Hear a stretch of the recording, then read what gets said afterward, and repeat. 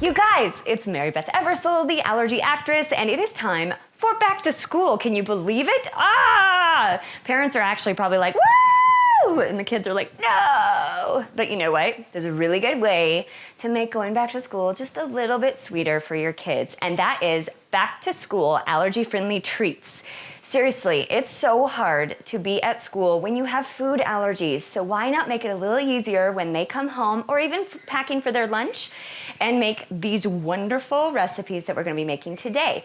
The first thing we're gonna start with is fruit roll-ups.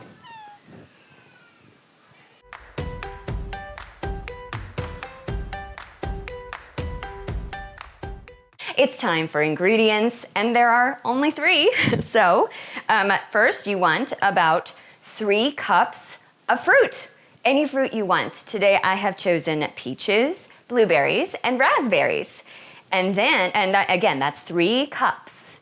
And then you want lemon juice. Make it fresh lemon juice if you can. So that's equivalent to about like 1 lemon of juice, which is about 2 to 3 tablespoons, and that's what you want there. And then we want maple syrup, and this is just for sweetener, so it's to your liking. If you don't want to include it, you don't have to, but I like sweet fruit roll-ups, so I've decided to include about a tablespoon of maple syrup. And that's it.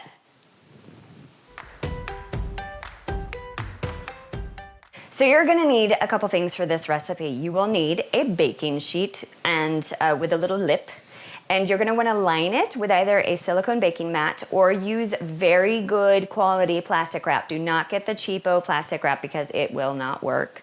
And you're gonna wanna line it, and then just make sure that they're slightly over the edge, but not too far over the edge, because you are gonna be putting this into a very, very low temperature oven for 6 to 8 hours. So you wanna make sure that it's not like hanging off and it's gonna like go on the oven and you'll be like, it melted! So I would not recommend using parchment paper or foil. If you have to, in a pinch, you're gonna have to grease it. So I would recommend maybe using coconut oil if you have to grease it so that it's at least sweet tasting, because fruit roll-ups with grease, it doesn't taste good to me. I don't know about you, but anyway, so you need that, and then you're also gonna need a high-power blender so you can blend the fruit. Speaking of that, we're gonna go do that right now.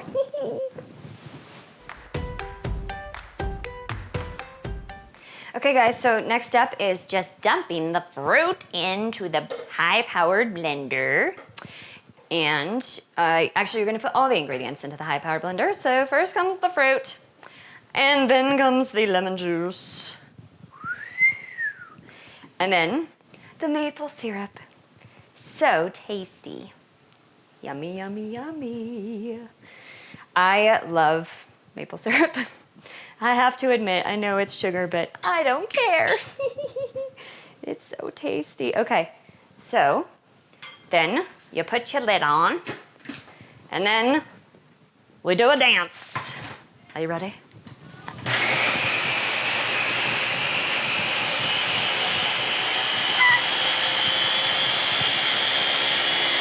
It sounds like it's taking off, y'all. Okay, so once you're done, that's what it looks like. It's pretty nice, and the nicest part is, with this blender at least, the blade just pulls right out, and then you can use this as a device to pour with. Isn't that neat? I love it. All right, next step, we're gonna go pour it in our little pan. All right. All right, next step, we're gonna just pour it in the pan. Now, I gotta ask y'all, who didn't love fruit roll-ups when they were kids? I mean, I loved them, and I never knew that you could just make them, because if I had known that, I would have made them all the time. So you wanna spread it out so that it's very, very thin, to like 1/8 of an inch, like almost to the point where you can see through to the plastic wrap, and go edge to edge. Who's that say crust to crust is a must? There's a very famous chef that says that. And I always say edge to edge with the fruit roll-ups is necessary. It doesn't rhyme, but that's okay. So, but yeah, fruit roll-ups. And the cool part is, because you're choosing the fruit, you can make it any flavor you want. In fact, you could even add like extracts, like you could add vanilla, you could add spices to it if you wanted to. I don't know what spice I would add, maybe cinnamon or something, but watch out, make sure the edges don't pull down, because if they do, then that part won't actually cook. So after this, after we're done spreading, we're just gonna put this into an oven that is set at the lowest temperature. For some ovens, that's down to 120 degrees. For other ovens, the lowest setting is 170, and that's okay at 170. But you just have to be careful that you don't go over 170, or else it will become fruit jerky. So that's all. Now we go in the oven, and then we get to try it.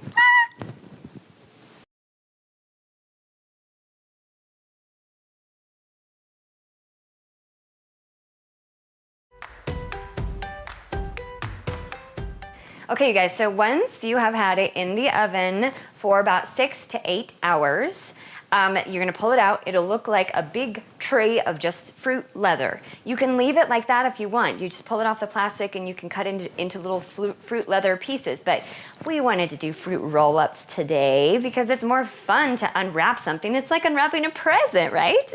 So here are your fruit roll-ups. What I did is I put the whole tray of fruit onto a piece of parchment paper, pulled the plastic off, and then I cut with scissors into strips with the parchment paper and the fruit attached to each other. Then I rolled it up, and that's ended up in a nice little bow. And I think it's really fun. So we're just gonna undo one of these and give it a shot. It's like unwrapping a present. Oh, I love it. And then you get to use this for something else. You could put it in your hair. I don't know. So see, it's just like fruit roll up. I absolutely love this, and you can taste that it's real fruit instead of just sugar. So this is so good, and see how fun it is. Your kids will love it. On to the next.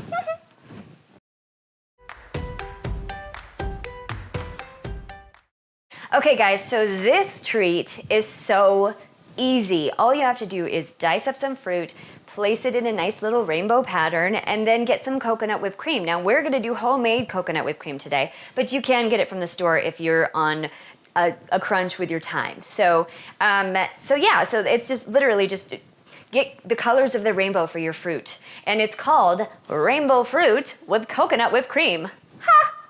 Let's see the ingredients. As I said, the ingredients are super simple. So here are, for the fruits, you basically just do half a cup of every type of fruit that you want in your rainbow.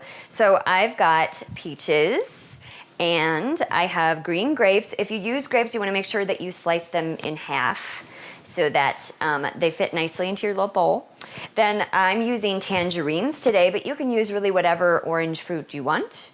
And I've got blueberries. Red grapes do very well for kind of that bluish purpley color too, if you want to use that.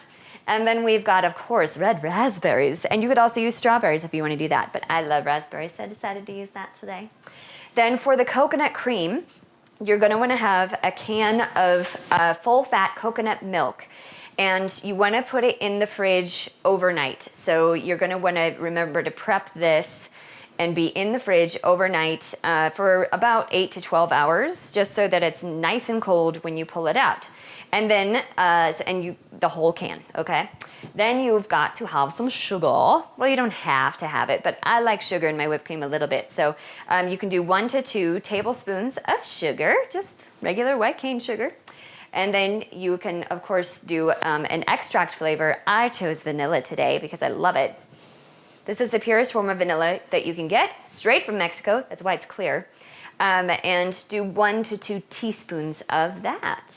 So now the fruit is already prepped. It's just you diced, and it's small and it's berries. So you don't really need to do anything with that until you put it in the dish. What we're gonna go do next is make the coconut whipped cream.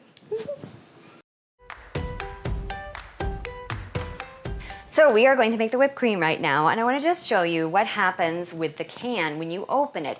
This is what it looks like when you open coconut milk, especially if it's been in the refrigerator. It's a, ding! It's a hard mass, and you can stick your spoon through it, but it's still very solid. So what you want to do is you want to scoop out the solid mass of stuff, and when you get to the water is when you want to stop scooping. You want as little, ding, ding, ding, ding. You want as little liquid in your whipped cream as possible. So pretty much right there is where I would stop, because you can see the liquid in there. And then just set that aside. You can use the liquid for something else. You can drink it straight, and you can also use it in a bunch of recipes. So look up how to use coconut water for things, because it's super healthy for you, and it's also very tasty. So then you're going to turn on your mixer.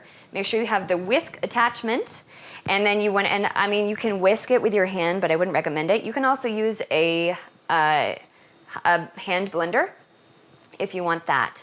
So, but make sure with the hand blender that you've got the thinner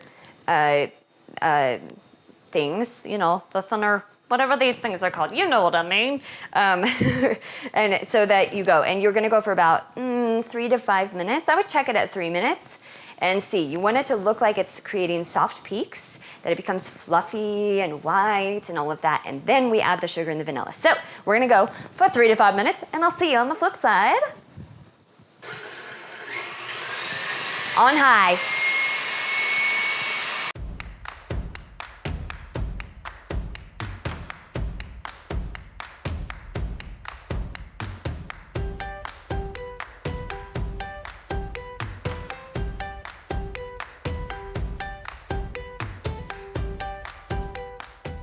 So there are 2 adorable ways that I thought of to present these. One is this way. Nice little glass, whipped cream on top.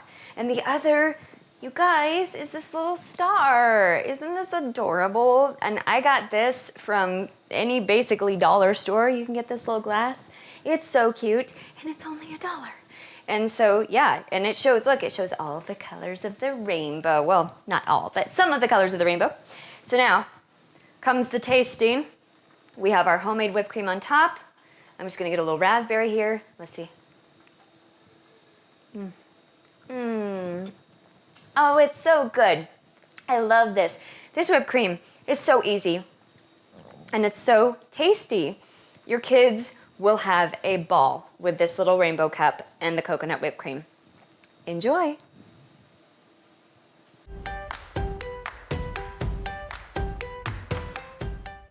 Okay guys, so back to school. It's early mornings, it's math, it's science, it's English, all of those things, and it takes brain power. So what better way to give you some brain power than with a little bit of protein and a little bit of fruit, some good carbohydrates, you know? I'm going to make apples with homemade Sunbutter. Okay, so the ingredients, super simple. What you need is a pound of raw, unsalted sunflower seeds, shelled. That's what it looks like. It's very nice.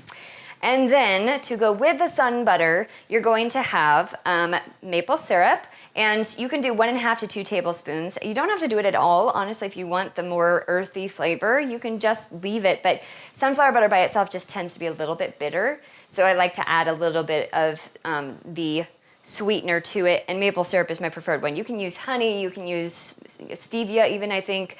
But yeah, that's just, I prefer it a little sweeter.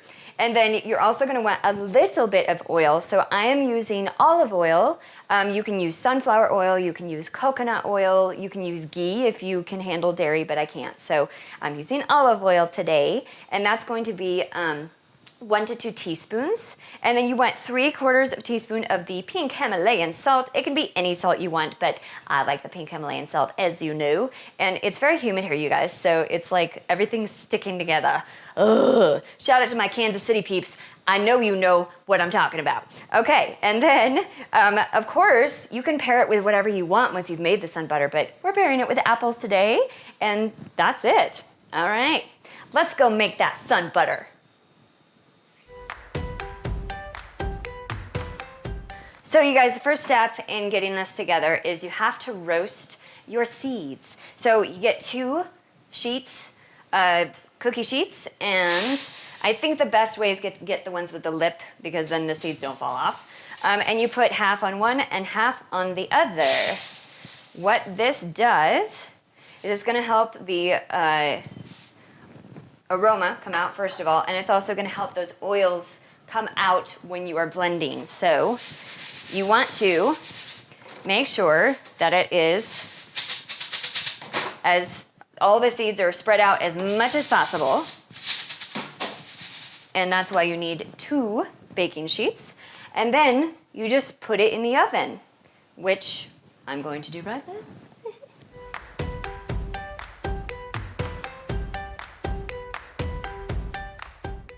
So when you put these in the oven, it's at 350 degrees, and you're going to do it for 4 minutes.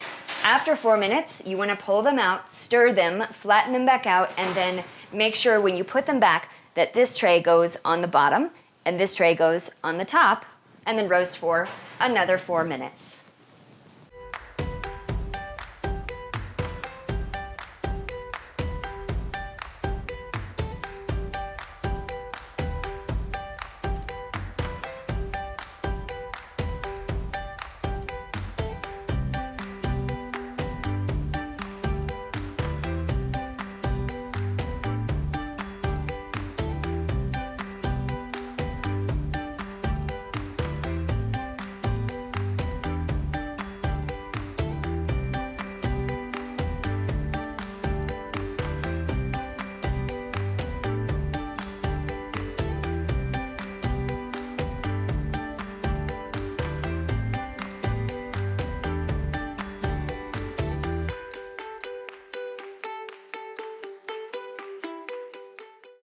Now comes the fun part. We have roasted the seeds for 8 minutes, changing trays halfway through and stirring them. And now we have put the hot seeds into a food processor. We are going to now process for 1 minute, and then it's gonna look like dust. So here we go. Are you ready?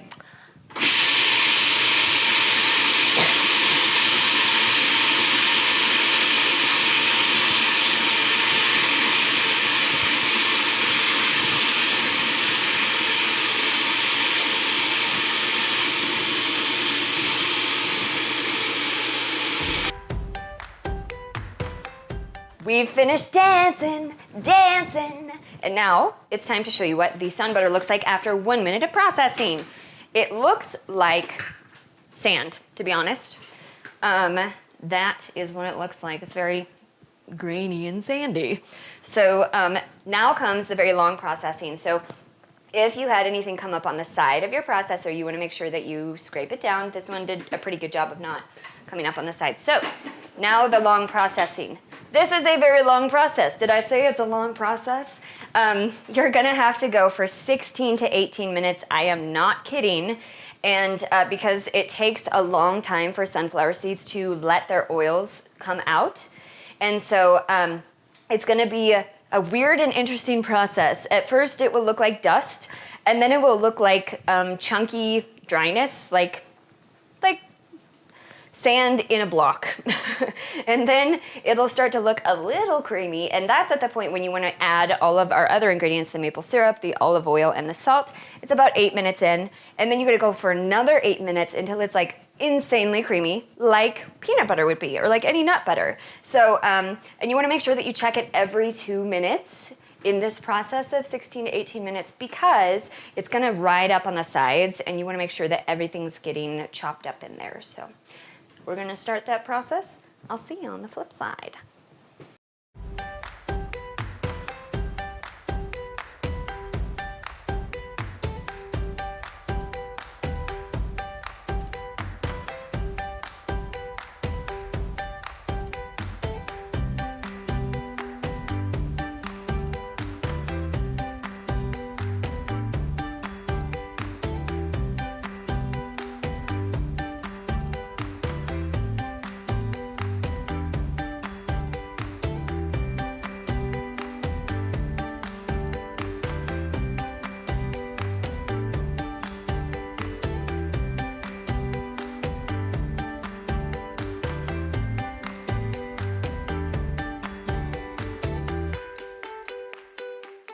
And here comes the protein and carbohydrate snack that will keep your child doing their homework for hours. All right, Sunbutter and apples. So the Sunbutter is still warm from when we processed it. I highly recommend eating Sunbutter warm because it's so good. It's good cold too. It's good on sandwiches. It takes place of any kind of nut butter. So if your kiddo's allergic to nuts, safe. This is very safe. And it's so good. Oh, you guys, that is all from a back to school treats. I hope you enjoy it. I hope your kiddos have a great start back to the school year, and I hope that you all get a little bit of R&R. This is Mary Beth Eversole, the allergy actress, signing off for now.